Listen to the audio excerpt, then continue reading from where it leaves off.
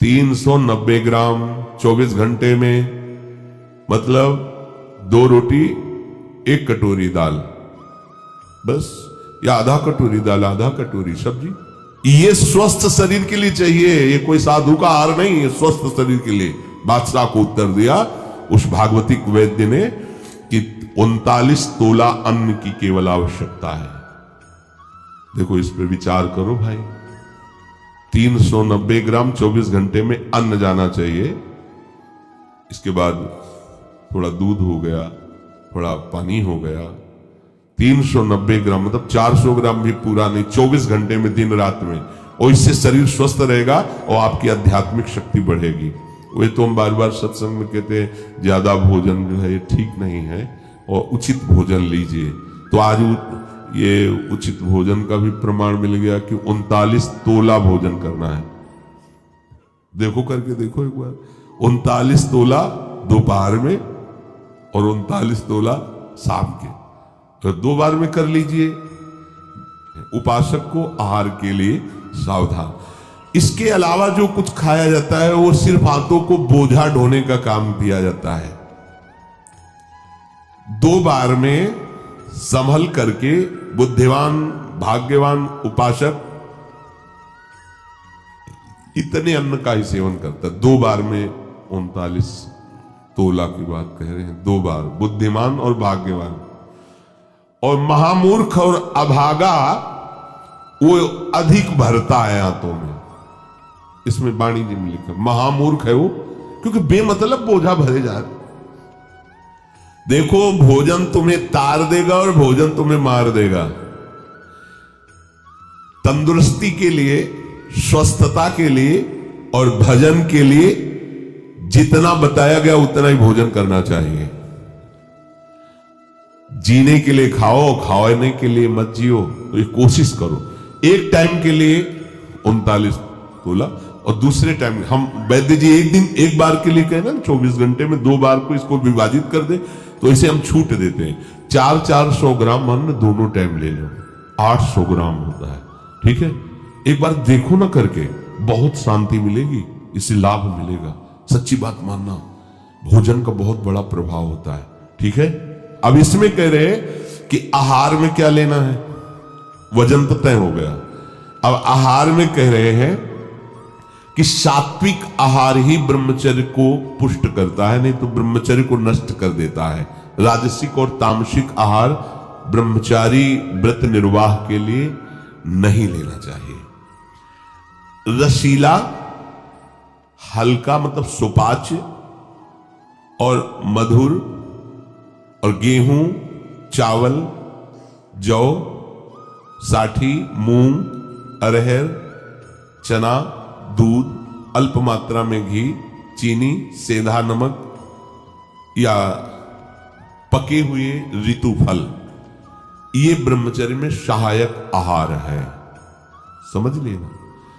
राजसिक आहार गर्मा गर्म धुआं निकलता हुआ नहीं पाना चाहिए, ये हानिकारक होता है। जैसे लोग नहीं थे गर्मा गर्म एकदम ऐसे, वो कितना भी सात्विक अन्न हो वो तामसिक बन जाएगा, उसे नहीं पाना चाहिए। कोई भी साधक कैसे चाय भी पियो, थोड़ा सा हल्का सा उसका गर्मपन निकल जाए, एकदम धुआं निकलता हुआ नहीं, ऐसा।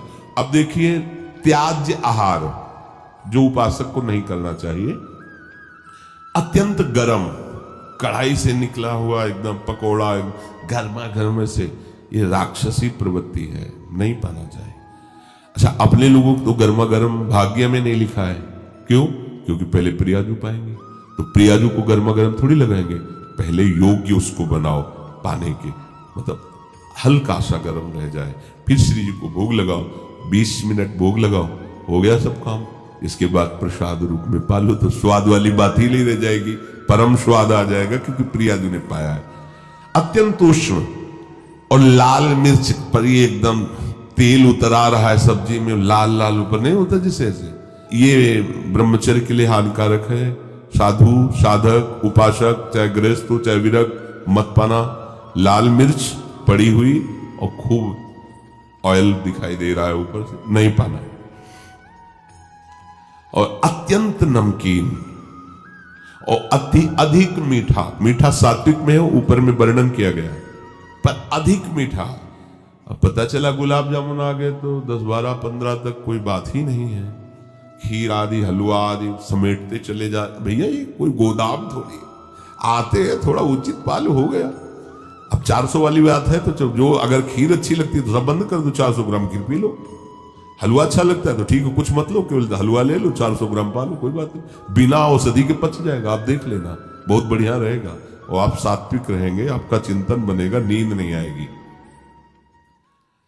चटपटा नहीं, ये नींबू डाल करके, थोड़ी इमली डाल करके, थोड़ी आम का अमृत डाल करके, ऐसे ये साधु, ये बहुत खतरनाक ब्रह्मचर्य के लिए। आम का आमचूल, इमली, ये बहुत खतरनाक है, बिल्कुल नहीं, अपने खान पान में इनका प्रयोग नहीं होना चाहिए। और अत्यंत तेल युक्त गरिष्ठ पूड़ी, कचौड़ी, मालपुआ और हींग पड़ा हुआ निषेध है। भगवत मार्ग में ये हींग को निषेध किया गया है।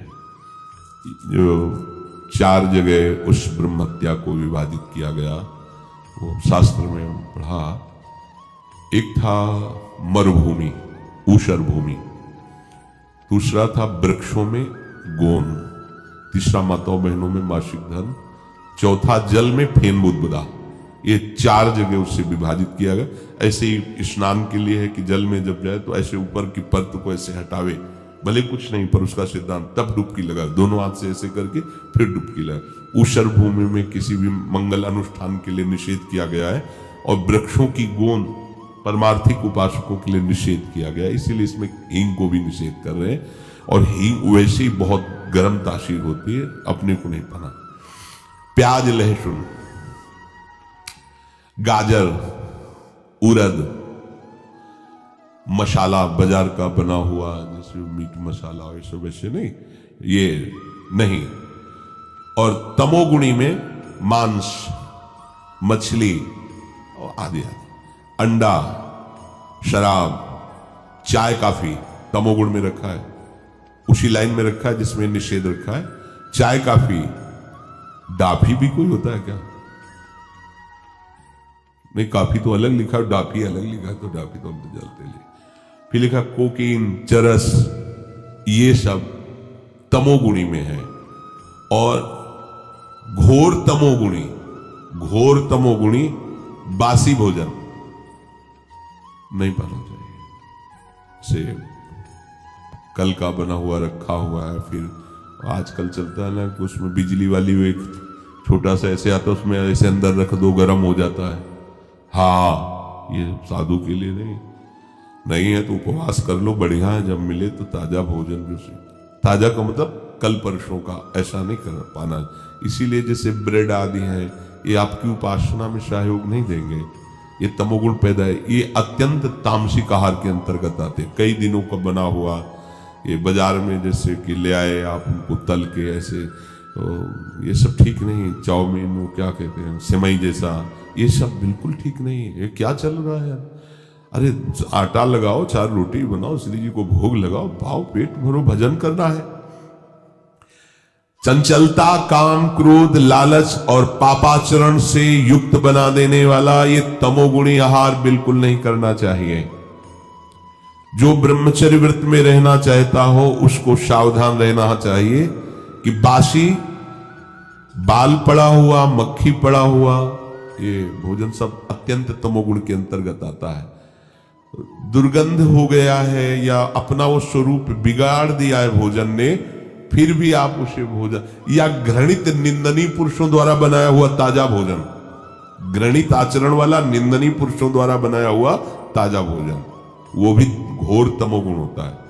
अब पीछे शीशा में जो सामान है वो तो बढ़िया चमकती हुई, लेकिन पीछे कैसे बन रही है, कैसे तुम्हें पता चलेगा कि बनाने वाला कौन? बेचने वाला तो चंदन तिलक लगा के बैठ गया, सामने बॉक्स में बहुत अच्छी अच्छी उसकी पोजीशन दिखाई दे रही भोजन की, लेकिन पीछे जो बन रहा है वो कैसा पुरुष बनाने वाला है। इसलिए उपासक को खास बात ध्यान रखनी चाहिए कि मांग के भले किसी के यहां से पालो, लेकिन बाजार का भोजन नहीं ठीक है। आप समझो इस बात को, एक दिन पाओगे, 10 दिन के लिए तुम्हारी बुद्धि बिगड़ जाएगी। तामसिक आहार राक्षसी बुद्धि पैदा करता है, राक्षसी बुद्धि। ऐसा रोगी, दुखी, बुद्धिहीन, क्रोधी, लालची, आलसी, दरिद्र स्वभाव, अधर्मी, पापाचरण, अल्पायु हो जाता है जो ये तामसिक भोजन करता है। तामसिक भोजन में एक बात फिर सुन लीजिए, बोले हींग, प्याज, लहसुन और मीट मसाला, मांस, मछली, अंडा, शराब, चाय, कॉफी, कोकीन, चरस, बासी आहार, रसहीन, गला हुआ, दुर्गंधित और घृणित निंदनीय पुरुषों द्वारा बनाया हुआ ऐसा भोजन तामसिक है। ये आपको ब्रह्मचर्य नहीं रहने देगा, दुखी, बुद्धिहीन, क्रोधी, लालची, आलसी, दरिद्र, अधर्मी, पापी और अल्पायु बना करके नरकगामी करेगा। ऐसे भोजन से बचा जाए।